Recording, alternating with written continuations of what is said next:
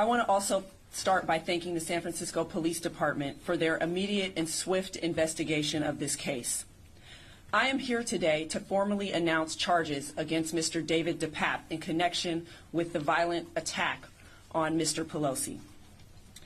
The charges that we are filing today include attempted murder, residential burglary, assault with a deadly weapon, elder abuse, false imprisonment of an elder, as well as threats to a public official and their family. These charges are based on the following facts, many of which are contained in the federal affidavit that was filed today, as well as will be contained in the motion to detain Mr. DePape that we file tomorrow. Mr. DePape specifically targeted the Pelosi home to confront Speaker Pelosi. He forced his way into the home through a rear glass door by breaking that glass. The defendant made his way upstairs to the second floor of the home, locating Mr. Pelosi in his bed sleeping. He woke him up, confronting him about the whereabouts of Speaker Pelosi. Mr. Pelosi, who was sleeping, was wearing a loose-fitting pajama shirt and boxer shorts. He was forced to get out of bed, and at some point during that encounter, Mr. Pelosi attempted to access the elevator in the home, which has a phone.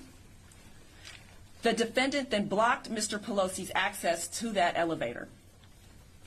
It was at some point after that Mr. Pelosi asked to go to the bathroom, which is where he was able to call 911 from his cell phone.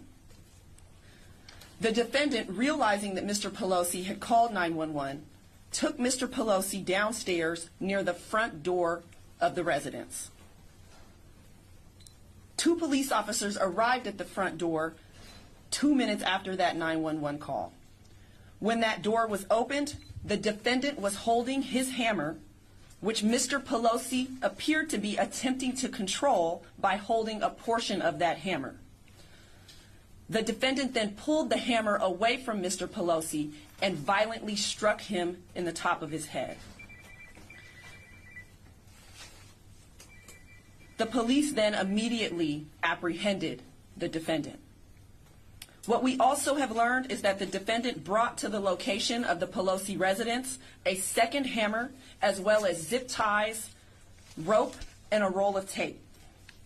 What is clear based on the evidence that we have thus far is that this House and the Speaker herself were specifically targets of the defendant.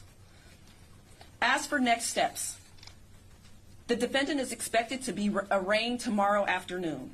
My office will be filing a motion to detain him without bail, and that is based on what is obvious and severe public safety risks that the defendant poses to San Francisco as well as the outer community. Violence has no place in this city, and we will work vigorously to hold the defendant accountable. One last thing that I want to say today is that as leaders and as citizens, it is incumbent upon us all to watch the words that we say and to turn down the volume of our political rhetoric. We should be able to all engage in passionate political discourse, but still remain respectful of one another. Violence certainly has no place in San Francisco or in politics. Thank you. Thank you, and now we'll open up for some questions. Yes, how many... Whoa. Slow down. Before we get that, I would like to keep this a little bit orderly just because I want to make sure we're able to get through and not have a free-for-all. Yes, sir. Jim Carlton, Wall Street Journal, Brooke, Jenkins, thank you for this. Who opened the door for the police officers? And one question. My second question is, how many times he was struck? One time with a hammer, not twice? So at this time, it's unclear which of the men opened the door. And we are also still fleshing out how many times he was struck in the head. Gabriel Bachelor, Mercury News. I'm wondering how an individual was able to access the home of someone so prominent. Was there any security in place there? How was he able to open the door of this home?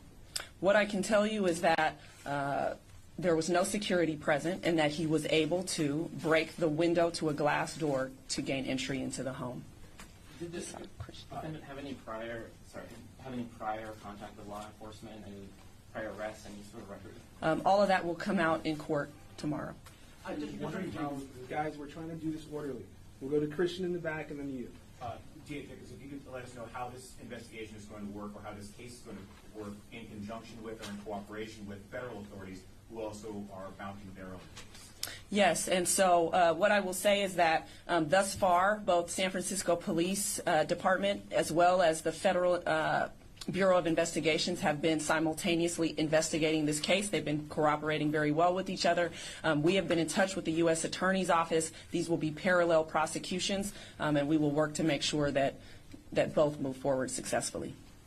DA Jenkins, given the intense national focus on this case and its political dimensions and some of the theories that are already out there about what transpired, how important is it for your office in conjunction with other prosecutors to paint a clear picture, including the evident political motivation for this attack? Of course, it's always paramount that the correct facts be in the public. We, of course, do not want distorted facts floating around, certainly not in a manner that is further traumatizing a family that's already been traumatized enough given the nature of this incident.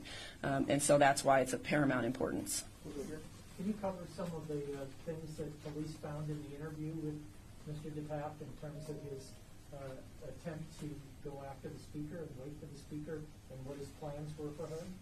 I think I've covered as much as we're going to cover today.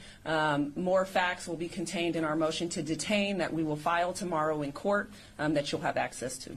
Sergio? Can you talk a little bit about his current state? Our understanding is that he's still being held at General Hospital. Can you talk a little bit about that and his arraignment tomorrow? So I'm not aware of where he is currently. He has obviously been booked on these charges. We will file our complaint. We expect for him to be in court tomorrow. And that's the most I can say. You just talking about this will be revealed in the arraignment tomorrow. When and if will we see the body cam footage from the cops? When it is made available during a court proceeding. That's the way that this works. Or will it become public? If it is played in a court proceeding, it will be public then. Some of the details in the federal charges today talked about finding a journal on the scene that he had brought, and saying that he wanted to use Nancy Pelosi to lure some other individual to the home. Maybe you or can the chief speak to some of those details? What do we know about the journal or about trying to bring someone else to the home? No, we're not revealing any other details at this time. As we've said, this investigation is still ongoing. And so what we have offered is what we believe the relevant facts are that are the basis for the current charges. Right here. Does he have legal representation yet? And if so, who's representing him? We will find out whether he has legal representation tomorrow at his arraignment. So can you definitively say now this was obviously politically motivated?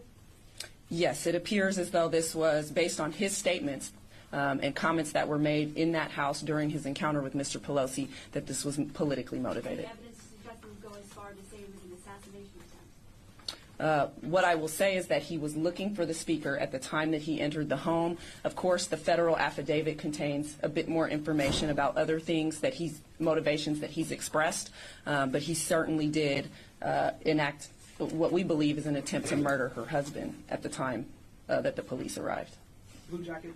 Hi, Lauren Toms, KPIX5. Are there any plans to increase security around the Pelosi house or any other prominent public figures that do reside here in San Francisco? Excuse me. We are working with the Capitol Police, and as of right now, yes, the San Francisco Police Department is assisting with security.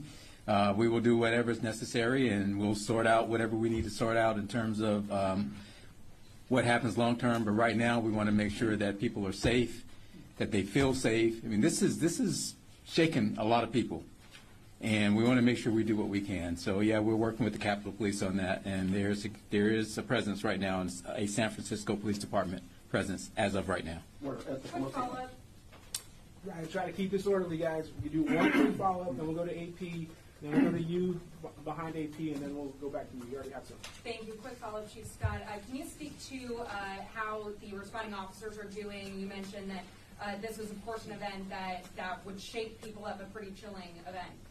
Well, they're on a day off. That's a good thing, getting some rest. But, you know, officers, unfortunately, are exposed to this type of thing day in and day out in their careers and throughout their careers. It's traumatic for us as well. But the officers did their job. They responded quickly, and they did exactly what they were supposed to do. So I commend them. This is a terrible tragedy, but thank goodness for the quick response, the quick thinking of the dispatcher, and, you know, for a man to try to murder Mr. Pelosi, in my opinion. So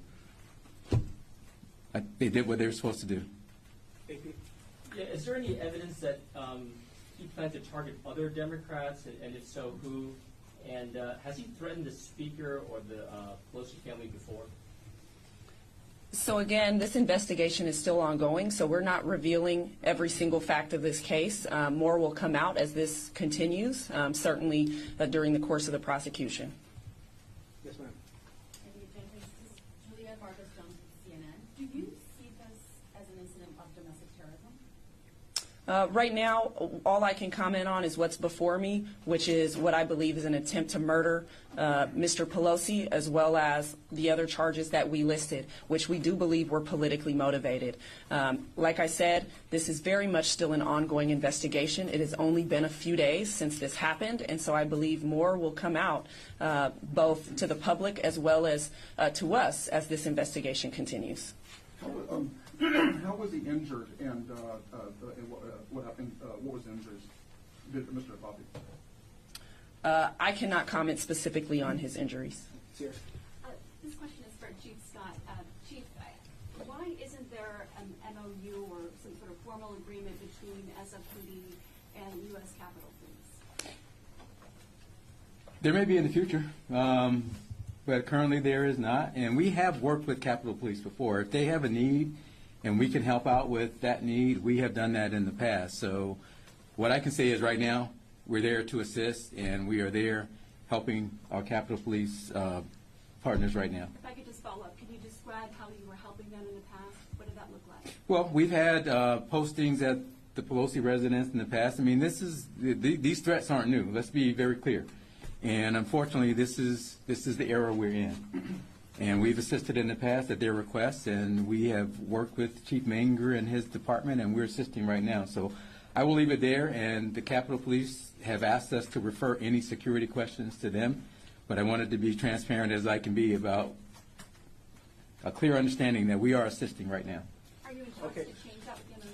Thank you. You've got a lot of follow-ups in there. We're going to go to you, and then we'll do 2 more questions. Yes, ma'am. Thank you, Pilar with Telemundo, Channel 48. What kind of sentence does he face if he's found guilty of all the charges, Currently, he's facing 13 to life. Sergio, and then Ken will do the last question. I guess what's most disturbing about this, obviously, is that it's not just targeting her, right? It's family members. Can you talk a little bit, can you offer any kind of assurance to people? I mean, there's a lot of people in this city who, we have senators and governors who come in, and vice presidents and family members. Can you talk a little about that, please? Yeah, of course. It's something that I will tell you unnerved me as a political figure in this city. I think we've gotten to a point where we know that there have been tragedies in this very city of political leaders in the past. And so it's something that we have to take very seriously, and it's very sad to see that we are once again at a point in history where people believe that it's okay to express their political sentiments through violence.